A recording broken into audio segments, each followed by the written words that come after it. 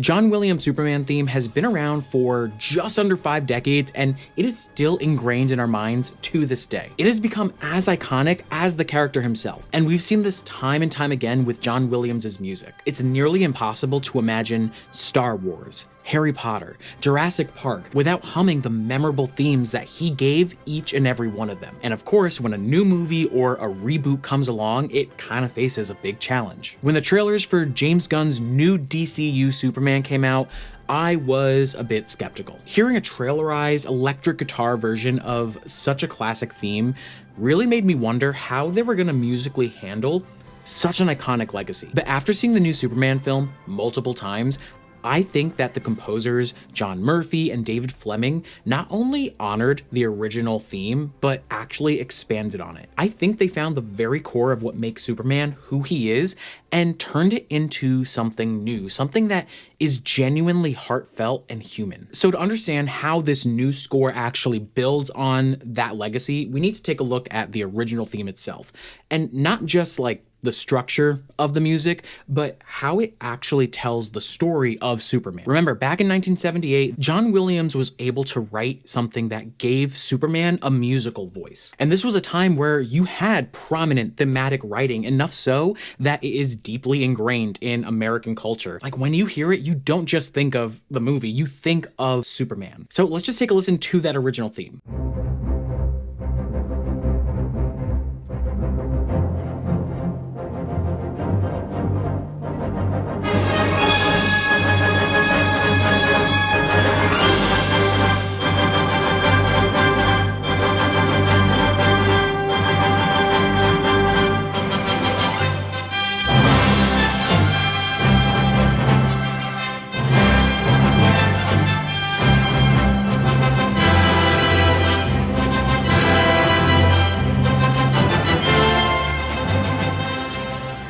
And to me, that is the sound of a true superhero. John Williams has said that yes, it's supposed to be heroic and operatic, but it's also supposed to be fun. It didn't take itself too seriously, and that if one could strike a level of theater and sleight of hand and tongue-in-cheek in the creation of the themes, that it might be the right idea. And I think that perfectly reflects the philosophy of this new Superman film. And having a film that's all about kindness and hope and optimism, it immediately brought me back to the 2012 Avengers film, what Agent Coulson says. People might just need a little old-fashioned.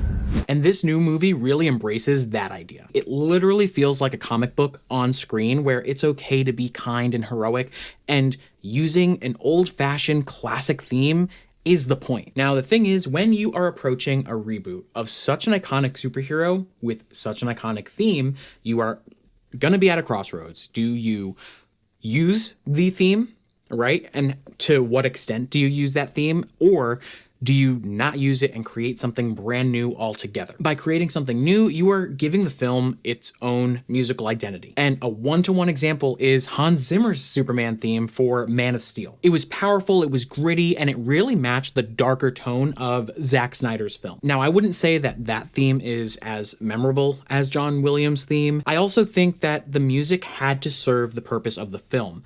So to me, that just wasn't what I wanted from a Superman, even though I really enjoyed the music, even though I really enjoyed the film overall. It just, to me, that wasn't my Superman. Then on the other hand, you can use the old theme, which will instantly connect us to that character's legacy. But if not handled well, it could clash with the film's tone, which I think is what happened with Justice League. Danny Elfman used the John Williams theme and his own Batman theme in a film that already had an established tone to it. So hearing those iconic themes in that specific DCEU Justice League, it was definitely a bit jarring. And at that point, we already had a Superman that had a theme from Man of Steel. So as a composer, what are you supposed to do here? Well, it was already established that James Gunn wanted the original theme already. So John Murphy and David Fleming had to find a way to incorporate this iconic theme in a way that served James Gunn's vision for this new Superman. You know, when you deal with composers, they're often precious. Like,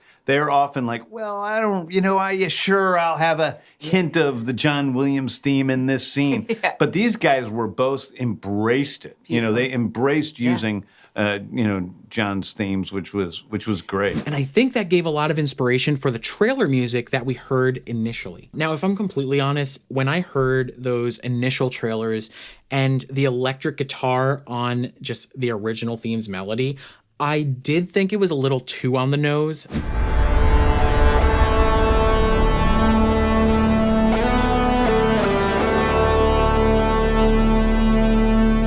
But when I heard that music in context with the film, I completely understood. It changed my perspective. So for example, there's a track that's called Raising the Flag, and it plays when a kid is literally raising a Superman flag, and he's calling out for Superman to come save him. And in that moment, watching it on screen, the directness of the theme, it just works. I think at that point, it earns that big emotional moment. But I also think that Murphy and Fleming did such a good job at establishing this world, this musical palette for this Superman. A lot of distorted lead guitars, heavy power chords, a full-on drum kit. And at first, I thought a punk rock sound for Superman was an odd choice, especially because I'm comparing it to John Williams's more orchestral operatic theme. But if we are thinking in terms of scoring to the picture, making the music fit the picture, I think that this is exactly the tone that Superman needed. There's a moment in the film where Lois Lane and Clark Kent are having this conversation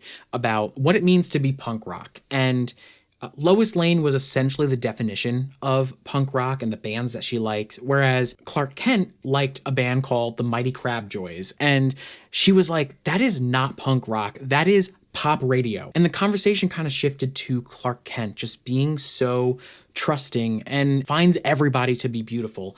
And he deeply believes in that idea. He believes in that message. And he kind of said like, well, maybe that's the new punk rock. And I can't even begin to tell you how much I love this, because in such a cynical world, being unapologetically kind and good is a rebellious act. And I think that this score reflects that perfectly, because you take the inherent kindness of John Williams' music and combine it with the rebellious energy of rock and roll. And I think that embodies this Superman, because kindness is a radical, powerful act. Now, John Murphy and David Fleming did a great job at building this musical world and defining this powerful kindness philosophy. But the next step, and I think the hardest part, is how do you redefine the sound of humanity while also incorporating the legacy of John Williams' theme? So let's take one more look at the original theme, because if we listen closely, this is the foundation of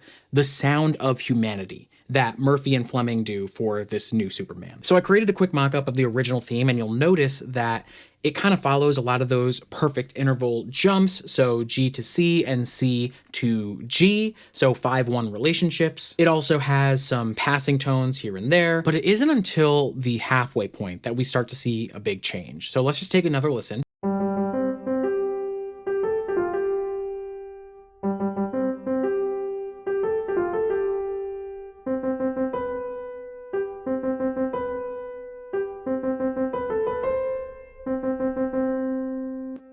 And what I really want to focus on is this latter section here. So we kind of go from C to B and fall down to G. This jump, this is a major 7th jump, right? This is not quite an octave, but just 1/2 step below.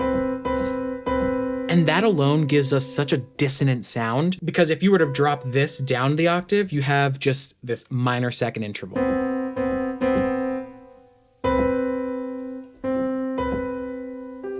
This moment always reminded me of Superman giving a punch and then falling back, and then giving another punch and then falling back. And we don't get the successful up and away feeling until this 3rd time around, where it goes,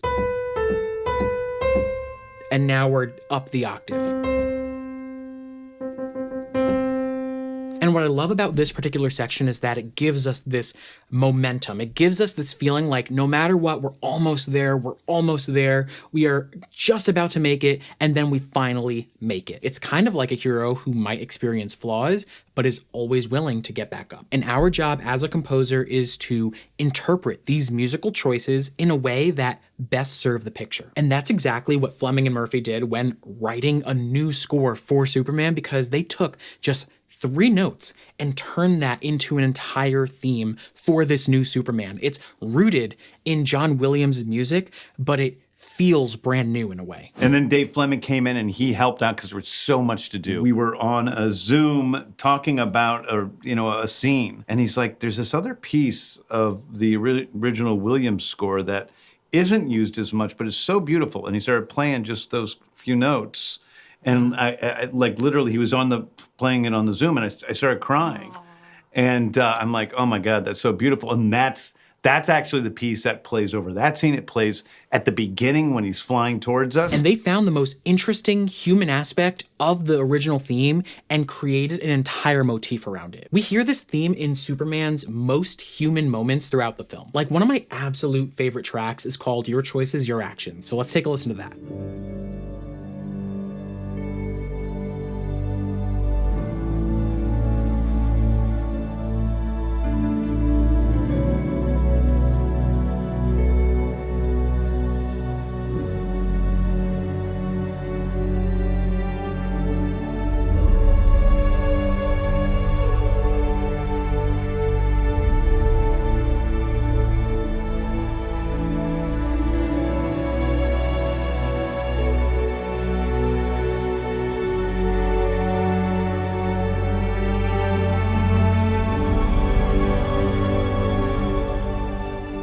I have to be completely honest. This moment in the film completely choked me up. It's during a moment where Clark Kent is probably at his lowest. And spoilers, if you haven't seen it already, he kind of is dealing with the fact that his birth parents weren't exactly who he thought they were. And his human father, Pa Kent, is basically telling him that parents don't define you. It's your choices and your actions. That's what defines you. And he also says how proud he is of the man that Clark has become. And it really hit home as someone who lost my father. This was just a perfectly handled scene, and the music just really emphasized the weight of it without getting in the way. We hear how it starts off with those guitar strums, this ambient piano just playing the 3-note motif. We hear how it builds in with the choir and the string swells. It's just such a beautiful piece of music. So the key is different. I believe it was in D, so not in C like we see here. So it kind of goes...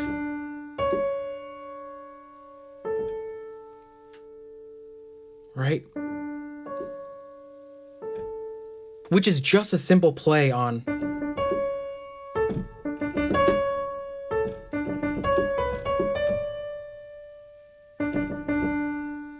Of course, bring it down to C and you have John Williams' theme. And this is exactly why I love deconstructing the music like this, because you get down to the how and the why music serves the story in the way that it does. And this is exactly the kind of thing that I do in the community that I'm building. It's called the Composer Odyssey membership. This is a space for composers who want to go a bit beyond just like music theory basics and more into storytelling. You can get direct personal feedback from me on your music, participate in monthly theme composition challenges, and you get access to a growing library of resources and bonus videos that I don't share on my main channel. So if you want to grow as a musical storyteller, then definitely check out the link in the description down below. And then there's another track that might be my favorite. It's up there with Your Choices, Your Actions, but it takes all of these ideas that we talked about, so legacy and the sound of humanity and the energy of punk rock, and it kind of combines everything into one track that is actually at the very start of the film, and it's called Last Sun. And the funny part is that on Instagram, I posted how I noticed that the key for that specific track fell somewhere in between E and F. And David Fleming actually replied back saying that that specific track was 2 cues put together. One was in E, one was in F, and they kind of pitch shifted it so that it felt more unified. And once you see the film and you become familiar with the track, you can see why they do that. Because in the first half, the first cue, Superman is at his most vulnerable. He has just lost his first fight. He is very, very weak. But as he's being carried into the Fortress of Solitude, his Kryptonian parents are sharing a message about kindness and doing good for the people of Earth, which we also know is not the full message if you've seen the movie. And the music here is incredibly ethereal. You have these kind of woodwind arpeggios that are really quick. If you aren't listening carefully, it's easy to miss in the film, but to me it sounds exactly like outer space, Krypton, the planet's sound. But then you get that delicate 3-note motif, especially at a time where we see Superman for the first time and he's vulnerable. Right? This is the humanity side of him. And the choir.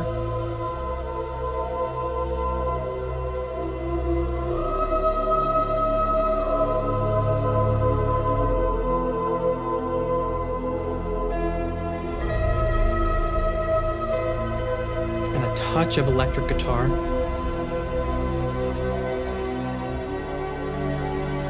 And the strings create that rising feel. But then once he's restored by the sun and he's ready to go back and keep fighting, you get the second cue. And this is where it builds. This is the expansion of that theme from being delicate to going more punk rock.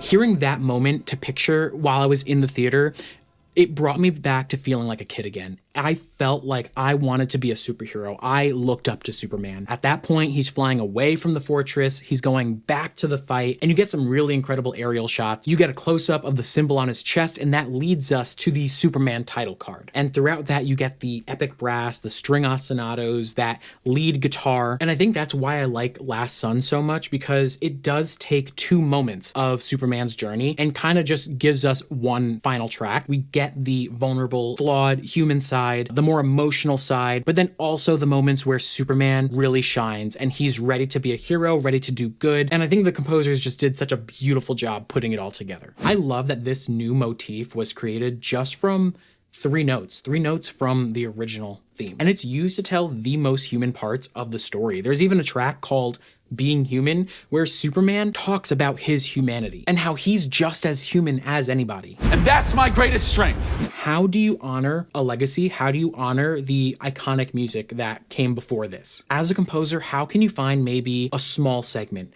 or the most interesting part of an original piece of music? And in this case, it was 3 notes of a heroic fanfare that I think best represented struggle and resolution. And then you have to nurture that. You let it grow its own themes, its own emotions, its own identity. Yes, there are moments in the film where we get those direct one-to-one kind of covers of the original theme, but the musical core of the film really stems from just the tiny seeds that are planted. There are going to be people who love this score. There are going to be people who absolutely hate it. There are going to be people who wish the original John Williams theme was not touched. There are going to be people who absolutely loved the Hans Zimmer Man of Steel theme and wish that something like that came back. And the thing is, none of those people are wrong. There was a recent interview where James Gunn was talking about his love for all kinds of music. One of the things he basically said was that music is for everybody, and the reason why we love the music that we love is because of the background that influenced us. It's actually, to me, maybe the most touching moment in the movie,